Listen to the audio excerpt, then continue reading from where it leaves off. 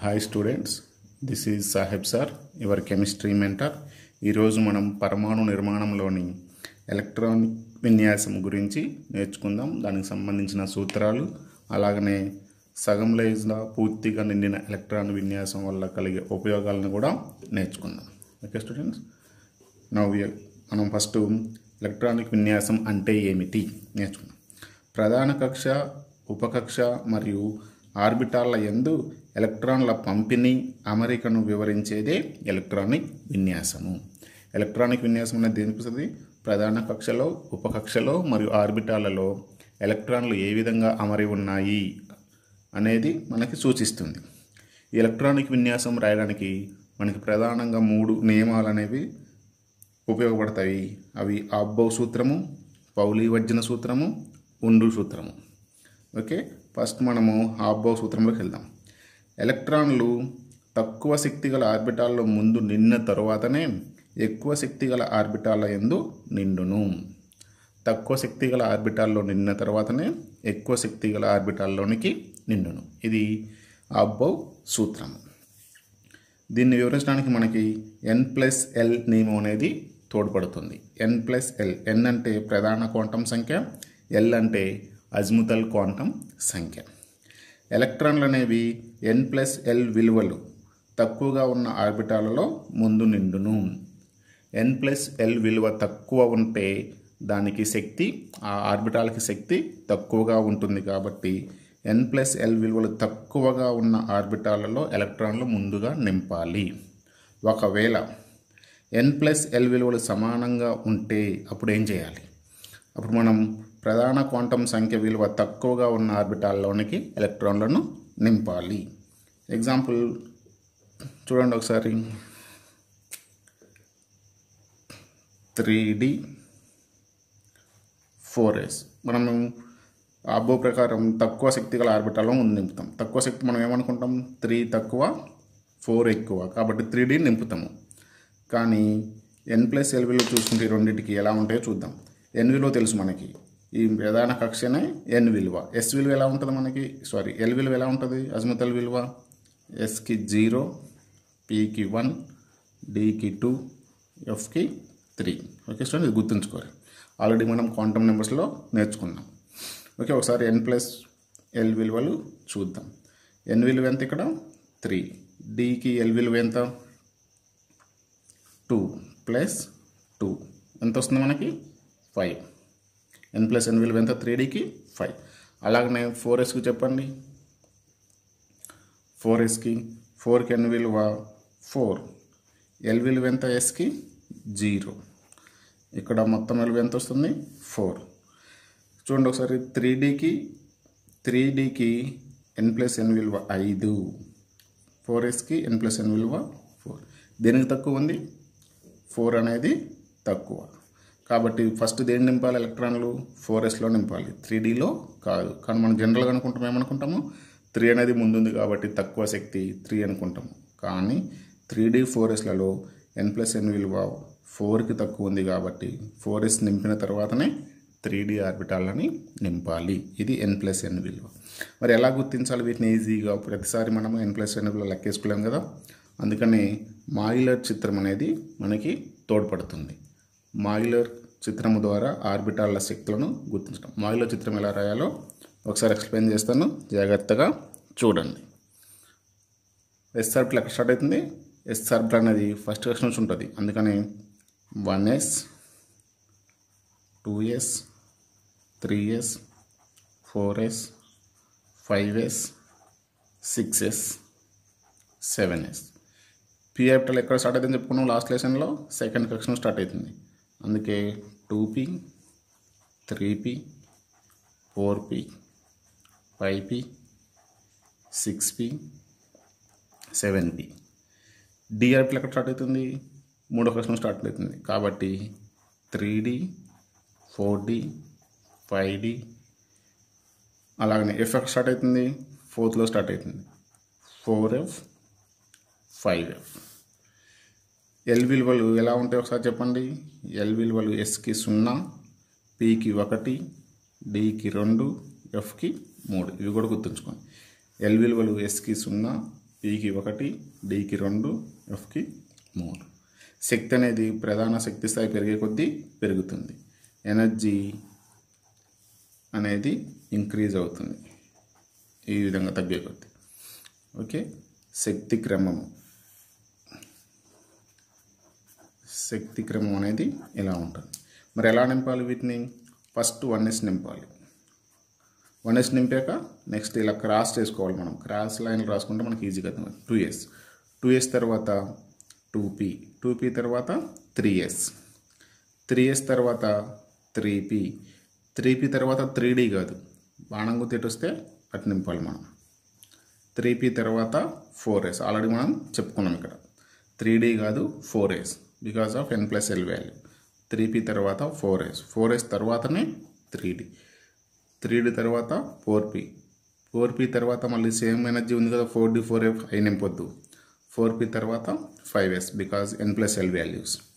5s తర్వాత 4d 5p 6s తర్వాత 4f 5d 6p 7s తర్వాత 5f 7p నింపాలి. ఈ విధంగా మాయిలో చిత్రం ద్వారా మనము ఈజీగా n+ విలువల్ని, తక్కువ శక్తి గల ఆర్బిటాల్ని గుర్తించవచ్చు.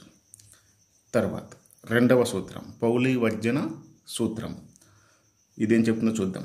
ఒక పరమాణువులోని ఏ 2 ఎలక్ట్రాన్లకు 4 క్వాంటం సంఖ్యల విలువలు సమానంగా ఉండవు. మనకు 4 క్వాంటం సంఖ్యలు ఉన్నాయి, n, l, m and s.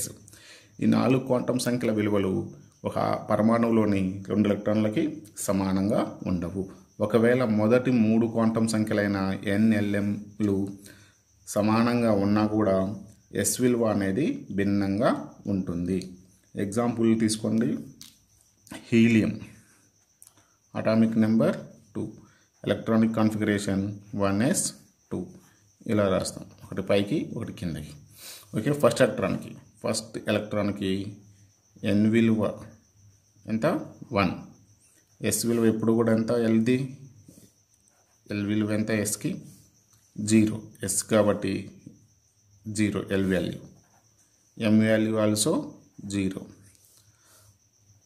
s value ఎంత తీసుకుందాం? ఫస్ట్ పైకి చూపించినాం కాబట్టి +12. అదేవిధంగా సెకండ్ ఎలక్ట్రాన్ తీసుకోవాలి.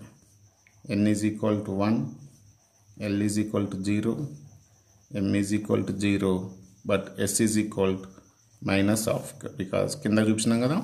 ఈ విధంగా ఈ 2 ఎలక్ట్రాన్లకి ఫస్ట్ 3 క్వాంటం సంఖ్యలు సమానంగా ఉన్నా కూడా చివరిదైన స్పిన్ క్వాంటం సంఖ్య విలువ శక్తిలో స్పిన్లో తేడా వల్ల +/-గా ఉంటుంది. ఇది పౌలి వర్జన సూత్రం చెబుతుంది. 4 క్వాంటం సంఖ్యల విలువలు 2 ఎలక్ట్రాన్లకు ఎప్పుడు కూడా సమానంగా ఉండవు, ఒకే పరమాణువులోని ఒక ఆర్బిటాల్లో ఉన్న వాటికి. నెక్స్ట్ మూడవది హుండు నియమం. హుండు నియమం ఏం చెప్తుంది? సమాన శక్తి గల ఆర్బిటాలలో ఎలక్ట్రాన్స్ను నింపేటప్పుడు సగం నిన్న తర్వాతనే జత కూడటం ప్రారంభించాలి. ఎలక్ట్రాన్స్ అనేవి ఒక్కొక్క ఆర్బిటాల్లో ఒక్కొక్క ఎలక్ట్రాన్ ఉన్న తర్వాతనే జత కూడటం ప్రారంభించాలి. ఎగ్జాంపుల్ పీలో పీ సబ్ సెల్లో 3 ఆర్బిటాలు ఉంటాయి, px, py, pz. px, py, pz నింపిన తర్వాత మళ్ళీ మొదటి నుంచి నింపాలి, మధ్యలో నుంచి కాదు. మళ్ళీ px జత కూడాలి, py జత కూడిద్ది, pz జత కూడిద్ది. అది చెప్తుంది అన్నమాట ఈ రూల్. ఓకే, సగం నిన్న తర్వాత మళ్ళీ జత కూడడం మొదటి నుంచి ప్రారంభించాలి, మధ్యలో నుంచి చివరి నుంచి కాదు, మళ్ళీ మొదటి నుంచి ప్రారంభించాలి. spdf ఆర్బిటాలలో జత కూడడం అనేది 2వ, 4వ, 6వ, 8వ ఎలక్ట్రాన్లతో ఆరంభమవుతుంది. s ఆర్బిటాల్లో 2వ ఎలక్ట్రాన్ జత కూడిద్ది, p ఆర్బిటాల్లో 4వ ఎలక్ట్రాన్ 3 నింపిన తర్వాత 4వది, d ఆర్బిటాల్లో 5 నింపాక 6వది, f ఆర్బిటాల్లో 7 నింపిన తర్వాత 8వ ఆర్బిటాల్ అనేది మొదటి నుంచి జత కూడడం ప్రారంభం అవుతుంది. ఎగ్జాంపుల్ ఆక్సిజన్ తీసుకోండి. ఆక్సిజన్ యొక్క atomic number 8, electronic configuration 1s2, 2s2, 2p4. ఇది ఇంటర్నల్ అనుకోరి. s అనేది 1, 2, p అనేది మనం ఎలా రాయాలి? ఇప్పుడు 4 ఉన్నాయి కదా, 1, 2, 3, 4 రాయచ్చా? రాయరాదు, రాంగ్. ఎలా రాయాలి? ఫస్ట్ సగం నింపాలి ఉన్న ఎలక్ట్రాన్ని. 4 ఉన్నాయి కదా, ఇక్కడ ఆర్బిటాల్ ఎన్ని ఉన్నాయి? 3 ఉన్నాయి.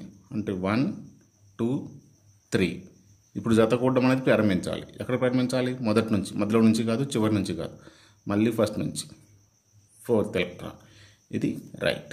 ఈ విధంగా ఎలక్ట్రాన్లు అనేవి ఆర్బిటాల్లో సగం నిన్న తర్వాత జత కూడడం ప్రారంభించాలి, అది కూడా మొదటి నుండి.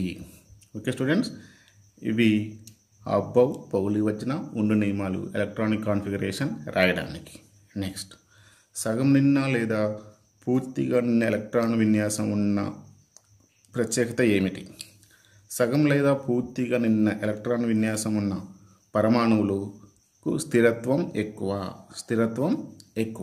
ఎందుకు ఆ స్థిరత్వం ఎక్కువగా ఉంటుందంటే ఎలక్ట్రాన్లు సమానంగా పంపిణీ అయి ఉంటాయి, అధిక ఎలక్ట్రాన్లను మార్చుకునే శక్తి ఉంటుంది ఒక ఆర్బిటాల్ నుంచి మరొక ఆర్బిటాల్కి, కనిష్ట పరిరక్షక ప్రభావము లేదా యవనిక ప్రభావం ఉంటుంది, కనిష్ట కూలింబిక్ వికర్షణలు అనేవి ఉంటాయి.